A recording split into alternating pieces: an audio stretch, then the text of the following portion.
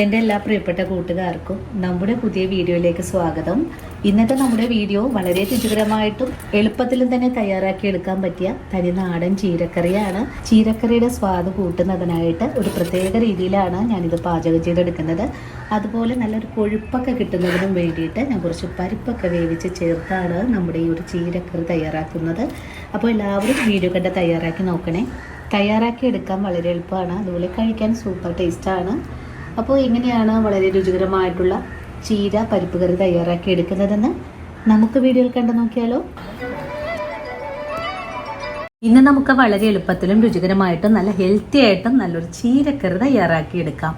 ഇതിനായിട്ട് ഒരു കപ്പ് അളവിൽ ചീര കഴുകി വൃത്തിയാക്കി കട്ട് ചെയ്തെടുത്ത് വെച്ചിട്ടുണ്ട്. അല്പം വലിയ പീസുകളായിട്ട് തന്നെയാണ് ഞാനിവിടെ ചീര കട്ട് ചെയ്തെടുത്തിട്ടുള്ളത്. ഇനി നമുക്കുടൻ തന്നെ കറി തയ്യാറാക്കാൻ തുടങ്ങാം.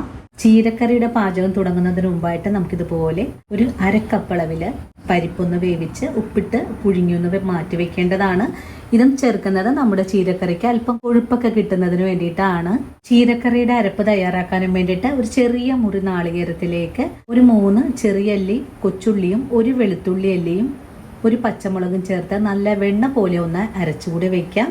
അരയ്ക്കുന്ന നാളികേരക്കൂട്ടിലേക്ക് ഒരു നുള്ള് നല്ല ജീരകം കൂടി ചേർക്കാം.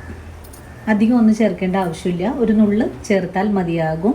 നമുക്ക് ഈ ചീരക്കറി വളരെ എളുപ്പത്തിലാണ് തയ്യാറാക്കി എടുക്കാൻ സാധിക്കുന്നത്.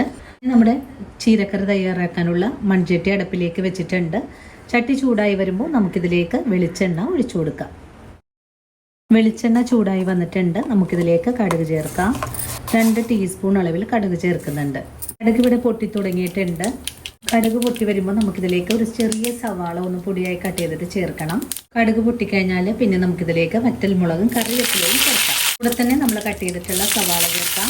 ഇതെല്ലാം കൂട്ടിച്ചേർത്ത് നല്ല പോലെ ഒന്ന് വഴറ്റി കൊടുക്കാം.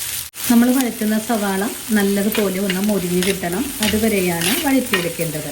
വഴറ്റുന്ന സവാളയിലേക്ക് നമുക്ക് ചീരക്ക് ആവശ്യമായ ഉപ്പ് ചേർക്കാം. എരിവിനായിട്ടുള്ള 3 പച്ചമുളക് ചേർത്ത് ഒന്നുകൂടെ വഴറ്റിയെടുക്കാം. നല്ലതുപോലെ ഒന്ന് വഴണ്ട് കിട്ടണം, അതുവരെയാണ് നമുക്ക് ഇളക്കി കൊടുക്കേണ്ടത്. സവാളയും പച്ചമുളകൊക്കെ ഒന്ന് സോഫ്റ്റായി വന്നിട്ടുണ്ട്. ഈ ഒരു സമയത്ത് നമുക്കിതിലേക്ക് കുറച്ച് മഞ്ഞൾപ്പൊടി ചേർക്കാം. മഞ്ഞൾപ്പൊടിയും കൂടി ചേർത്തിട്ട് വീണ്ടും നല്ലപോലെ വഴറ്റിയെടുക്കാം. മഞ്ഞൾപ്പൊടിയുടെ ആ ഒരു പച്ച ചുവയ്ക്കൊന്ന് മാറുന്ന സമയത്ത് നമുക്കിതിലേക്ക് കട്ട് ചെയ്ത് വെച്ചിട്ടുള്ള ചീര കൂടെ ചേർക്കാം. ചീര ചേർത്ത് കഴിഞ്ഞാൽ ഇതെല്ലാം കൂട്ടി യോജിപ്പിച്ച് ഇളക്കി കൊടുക്കാം. ഈ ഒരു രീതിയിൽ കറി തയ്യാറാക്കി എടുക്കാൻ വളരെ എളുപ്പമാണ്. കൂട്ടി യോജിപ്പിച്ച് ഇളക്കി കൊടുത്താൽ മാത്രം മതിയാകും. അതുപോലെ ഒന്ന് പ്രസ് ചെയ്ത് കൊടുത്തതിന് ശേഷം ഒന്ന് മൂടി വെച്ച് 1 മിനിറ്റ് നേരം വേവിച്ചെടുക്കാം. മൂടി വെച്ച് കൊടുക്കുവാണ്. 1 മിനിറ്റ് നേരം മൂടി വെച്ച് കൊടുത്തിട്ടുള്ള ചീര നമുക്കൊന്ന് തുറന്ന് നോക്കാം. അപ്പോൾ നമ്മുടെ ചീര നല്ലതായിട്ടൊന്ന് വാടി വന്നിട്ടുണ്ട്. അധികം ഒന്നും വേവിച്ചുടച്ച് കളയരുത്. അങ്ങനെ കൂടുതൽ സമയം വേവിക്കുവാണെങ്കിൽ ചീരക്ക് ഒരു കയ്പ്പ് വരാനൊക്കെ സാധ്യത കൂടുതലാണ്. ഒരു സമയത്ത് നമുക്കിതിലേക്ക് നമ്മൾ വേവിച്ച് വെച്ചിട്ടുള്ള പരിപ്പ് കൂടെ ചേർക്കാം. പരിപ്പും കൂടി ചേർത്തിട്ട് ഒന്നുകൂടി ഇളക്കി യോജിപ്പിച്ച് കൊടുക്കാം. പരിപ്പും കൂടി ചേർത്തിട്ട് ഒന്നുകൂടി ഇളക്കി യോജിപ്പിച്ചതിന് ശേഷം 1 മിനിറ്റ് നേരം കൂടെ ഒന്ന് മൂടി വയ്ക്കാം. ഈ സമയത്ത് നമ്മുടെ ചീരയ്ക്ക് ഉപ്പ് പോരായ്മ ഉണ്ടെങ്കിൽ കുറച്ച് ചേർക്കാവുന്നതാണ്. പരിപ്പ് വേവിക്കുമ്പോൾ ഉപ്പിട്ട് വേണം വേവിച്ചെടുക്കാനായിട്ട്. വീണ്ടും മൂടി വെച്ച് കൊടുക്കാം.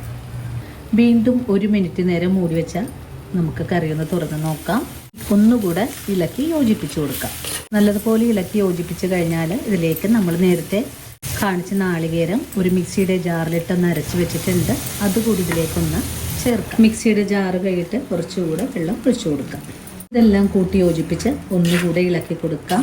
നല്ലപോലെ ഇളക്കി കൊടുത്തു കഴിഞ്ഞാൽ പിന്നെ നമുക്ക് ഫ്ലെയിം അങ്ങ് ഓഫ് ചെയ്ത് കൊടുക്കാം. ഇനി നമ്മുടെ കറി തിളപ്പിച്ചെടുക്കേണ്ട ആവശ്യമൊന്നുമില്ല. ഈ ഒരു ചീരക്കറി ഇത്രയും കട്ടിയിലായിട്ടാണ് ഇരിക്കുന്നത്. നിങ്ങൾക്ക് കുറച്ചും കൂടെ ലൂസായിട്ടൊക്കെയാണ് ആവശ്യമെങ്കിൽ കുറച്ചുകൂടെ വെള്ളമൊക്കെ ചേർത്ത് കൊടുക്കാവുന്നതാണ്. ഞാനിപ്പോൾ ഈ ഒരു പാകത്തിനാണ് ചീരക്കറി തയ്യാറാക്കിയിട്ടുള്ളത്.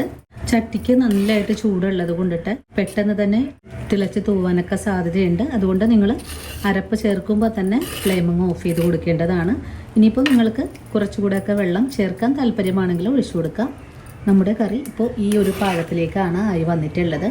ഈ ഒരു പാകമായി കഴിഞ്ഞാൽ പിന്നെ നമുക്കിതിലേക്ക് ഒരു കാര്യം കൂടെ ചേർക്കണം. അതും ഫ്ലെയിം ഓഫ് ചെയ്ത് കൊടുത്തതിന് ശേഷമായിരിക്കണം ചേർക്കേണ്ടത്. ഒരു നുള്ള് പച്ച വെളിച്ചെണ്ണ കൂടെ ഒഴിച്ചു കൊടുക്കാം. അപ്പോൾ ഇത്രയേ ഉള്ളൂ നമ്മുടെ ഇന്നത്തെ ഈ ഒരു ചീര പരിപ്പ് കറി തയ്യാറാക്കി എടുക്കാനായിട്ട്. ഇതുപോലൊരു വീഡിയോ തീർച്ചയായിട്ടും നിങ്ങൾ എല്ലാവരും ട്രൈ ചെയ്ത് നോക്കണം. ട്രൈ ചെയ്ത് നോക്കിയിട്ട് നിങ്ങൾക്ക് ഈ റെസിപ്പിയുടെ സ്വാദ് ഇഷ്ടപ്പെടുവാണെങ്കിൽ നമ്മുടെ ചാനൽ ഫോളോ ചെയ്യുന്ന കാര്യം മറക്കരുത്. അതുപോലെ വീഡിയോയെക്കുറിച്ചുള്ള അഭിപ്രായങ്ങളും കമൻസ് ആയിട്ട് അറിയിക്കാനും മറക്കരുത്. ഇനിയിപ്പോൾ ആദ്യമായിട്ട് നമ്മുടെ വീഡിയോസ് കാണുന്ന കൂട്ടുകാർ ആരെങ്കിലും ഉണ്ടെങ്കിൽ ചാനൽ ഫോളോ ചെയ്ത് നമ്മുടെ ഫാമിലിയിൽ മെമ്പർ ആകാനും മറക്കല്ലേ.